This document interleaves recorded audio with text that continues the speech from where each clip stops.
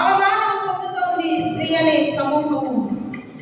విద్యా సాంకేతికతకు అవధులే లేవు. సమాజంలో స్త్రీకి అవకాశం లేదు.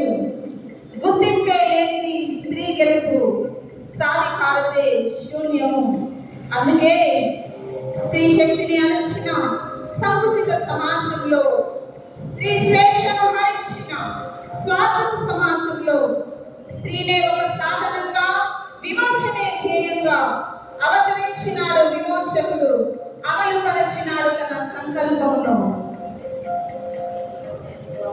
దేవుని యొక్క స్వరూపంలో స్త్రీ పురుషులు ఇరువురు సమానంగా సృజింపబడినప్పటికీ ఆధునిక సమాజంలో స్త్రీలు ఎదుర్కొంటున్నటువంటి వివక్షను ఈ పరిస్థితులలో మన రక్షకుడైన యేసుక్రీస్తు ప్రభువారు వీరందరినీ విమోచించడానికి నలిగిన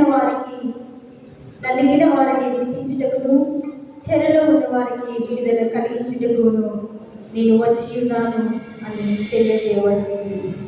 నా సమాధానము మీ మీద అనుగ్రహించుచున్నాను.